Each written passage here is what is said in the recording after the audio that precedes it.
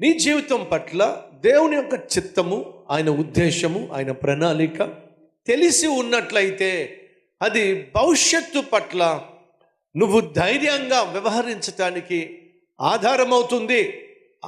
ఆ విషయాన్ని మీరు తెలుసుకుంటే బాగుంటుంది. ఎలా? ఇప్పుడు జాగ్రత్తగా వినండి. దేవుడు దావీదు పట్ల కలిగి ఉన్న ఉద్దేశం ఏమిటంటే అతడు రాజు కాబోతున్నాడు. దేశాన్ని పరిపాలించడానికి దేవుడు ఏర్పరచుకున్నాడు. ఈ దిన సేవకుని పట్ల దేవునికి ఉన్న ఆలోచన ఏమిటి? సేవ చేయాలి, దేవుని ప్రవక్తగా దేవుని వాక్యాన్ని ప్రకటించాలి. జరిగింది ఏమిటి? 12 సంవత్సరాల వయసులో జీవము కలిగిన దేవుడు ఎవరో నేను తెలుసుకోగలిగాను. 17-18 సంవత్సరాల వయసులో ఈ శ్రేష్టమైన పరిశుద్ధ గ్రంథాన్ని పట్టుకొని వాక్య పరిచర్య ప్రారంభించాను. 21 సంవత్సరాల వయసులో కల్వరి పరిచర్యను ప్రారంభించాను. అతి చిన్న వయసులోనే వాక్యాన్ని బోధించే బోధకునిగా, అతి చిన్న వయసులోనే ఈ సేవను ప్రారంభించే మహాకృప దేవుడు అనుగ్రహించాడు. కారణం తెలుసా? అది దేవుని యొక్క ప్రణాళిక. నాకు సూటిగా తెలుసు, స్పష్టంగా తెలుసు, దేవుడు నన్ను ఏర్పరచుకుంది సేవ చేయడానికి. కాబట్టే మరో ఆలోచన లేకుండా, మరో తలంపుకు తావివ్వకుండా, ఎన్ని శోధనలు వచ్చినా, ఉద్యోగ అవకాశాలు వచ్చినా, ఇతర దేశాలకు వెళ్ళి ఉద్యోగాలు చేసేటటువంటి మార్గాలు ఎన్నో తెరవబడినా వాటన్నిటినీ కాదనుకున్నాను. వాక్యాన్నే బోధించాలనుకున్నాను. కారణం ఏమిటంటే అదే దేవుడు నా పట్ల కలిగి ఉన్న ఆయన ప్రణాళిక, ఆయన ఒక ఉద్దేశం. సంగమా, దేవుడు నీ పట్ల కలిగి ఉన్న చిత్తము, ఉద్దేశము, ప్రణాళిక నువ్వు ముందుగానే తెలుసుకున్నట్లయితే నీ జీవితము ఆశీర్వాదకరంగా ఉంటుంది, ఇతరులకు ఆదర్శంగా ఉంటుంది. దావీదుకు దేవుడు ముందుగానే తెలియచేశాడు, నేను రాజుగా అభిషేకించాను, రాజు కాబోతున్నావు. రాజుగా పరిపాలన చేయాల్సినటువంటి దావీదును పరిపాలన చేయకుండా ఆటంకం వచ్చింది, అభ్యంతరాలు వచ్చినాయి. ఎవరి వల్ల? రాజు అయినటువంటి సౌలు వల్ల. రాజు అయిన సౌలుకు అస్సలు ఇష్టం లేదు దావీదు రాజుగా పరిపాలన చేయటం. కారణము, తాను తప్పుకుంటేనే కదా దావీదు పరిపాలన చేయగలిగింది. సౌలుకేమో తప్పుకోవడం అస్సలు ఇష్టం లేదు. కాబట్టి ఏం చేశాడు? దావీదు బ్రతికున్నంత కాలము తన పరిపాలన సవ్యంగా ఉండదనే భ్రమకు లోనై దావీదునే చంపాలని చెప్పి ప్రయత్నం చేశాడు. దేవుని చిత్తానికి వ్యతిరేకం సుమా. దేవుడు ఏర్పాటు చేసుకున్నటువంటి దావీదును చంపాలని ప్రయత్నం చేయటం సౌలు చేసినటువంటి ఒక దౌర్భాగ్యమైన ప్రయత్నం.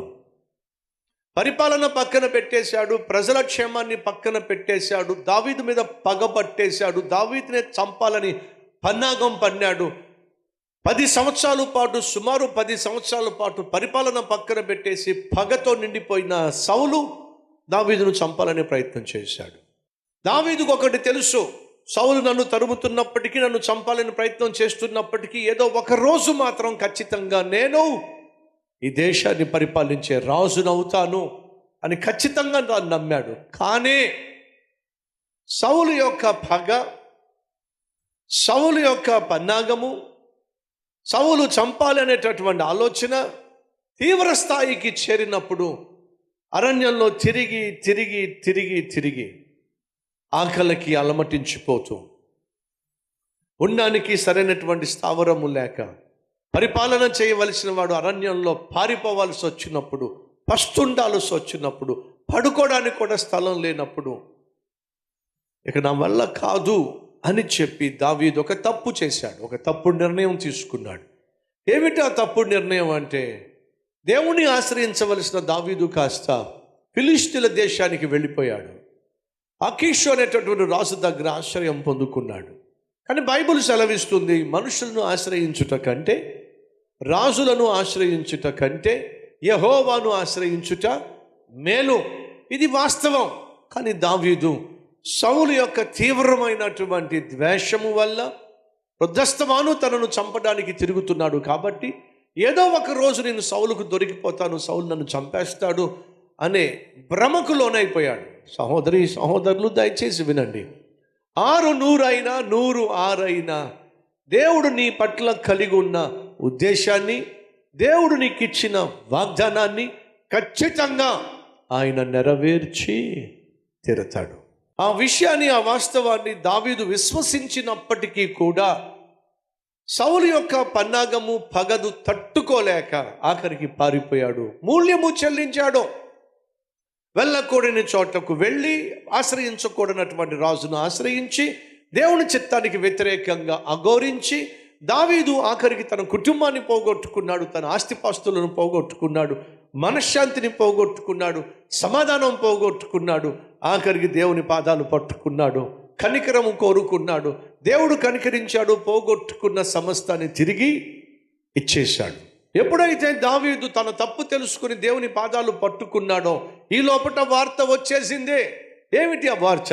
దావీదు, సంవత్సరాలుగా నిన్ను చంపాలని, నిన్ను పొట్టన పెట్టుకోవాలని తిరిగిన సౌలు చచ్చిపోయాడో, చంపబడ్డాడో, ఇక శత్రువు లేడో, నీకు రాజమార్గము సరళమైపోయింది అనేటటువంటి వార్త దావీదుకు వచ్చినప్పుడు పరుగులు తీలా, పరితపించలా, పరిపాలించడానికి పరుగులు తీలా. మరేం చేశాడు? తిన్నగా దేవుని దగ్గరికి వెళ్ళి ప్రార్థన చేశాడు. అయ్యా, సుమారు 16-17 సంవత్సరాల వయసు అప్పుడు నీ ఉద్దేశం నా పట్ల తెలియచేశావు, ఈ దేశానికి రాజుగా నన్ను అభిషేకించావు. ఇప్పుడు నా వయసు 30 సంవత్సరాలు వచ్చేసింది. 13 సంవత్సరాలు ఎదురు చూశా నా జీవితంలో నీ ఉద్దేశం నెరవేరటానికి. ఇప్పుడు సౌలు చచ్చిపోయాడు, సింహాసనం ఖాళీ అయిపోయింది, ఫిలిష్తీయులేమో ఇశ్రాయేల్ దేశాన్ని ఆక్రమించేసుకుంటున్నారు, నన్నేం చేయమంటావు అనంటే దేవుడు చెప్పాడు, నన్నేం చేయమంటావు అనంటే యూదాకు వెళ్ళు అన్నాడు. ఎక్కడికి వెళ్ళమంటావు? హెబ్రోనుకి వెళ్ళు అన్నాడు. ఇప్పుడు దావీదు ఏం చేస్తున్నాడు? దేవుని చిత్తం చేస్తున్నాడు. పరిపాలన ప్రారంభించక మునుపు దేవుని సహాయం తీసుకుంటున్నాడు. సహోదరి, సహోదరుడా, నువ్వు ఏ పనిని ప్రారంభించినా, ఏ ప్రయత్నం ప్రారంభించినా, ఏ ప్రయాణం ప్రారంభించినా ప్రార్థనతో ప్రారంభించు. దేవుణ్ణి అడుగు, దేవుని సహాయం అడుగు, ఆయన కాపుదల అడుగు, ఆయన ఆశీర్వాదం అడుగు. అది నీకు క్షేమం. దావీదు దేవుని యొక్క సహాయాన్ని కోరుకునే తన పరిపాలన ప్రారంభించడానికి ముందడుగు వేశాడు. ప్రతి ఒక్కరు ప్రార్థనలు ఏకీవించండి.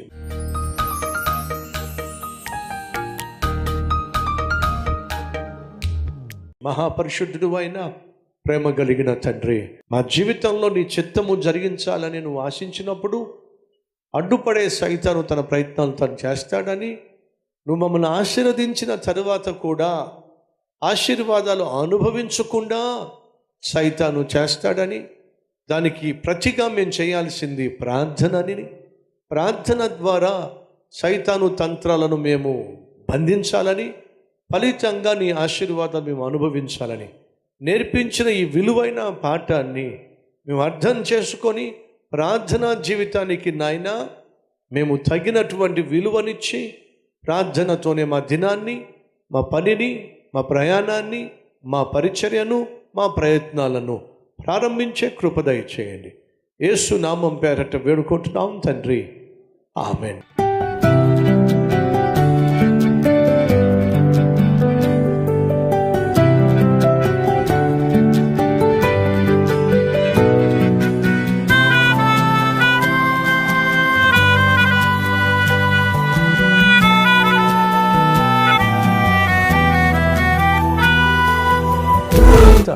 డైలీ డివోషన్ మీకు ఆశీర్వాదకరంగా ఉంటే 10 మందికి షేర్ చేయండి, లైక్ చేయండి, అలాగే ఖచ్చితంగా కామెంట్ పెట్టండి.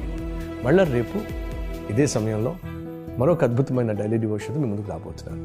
అంతవరకు సెలవు.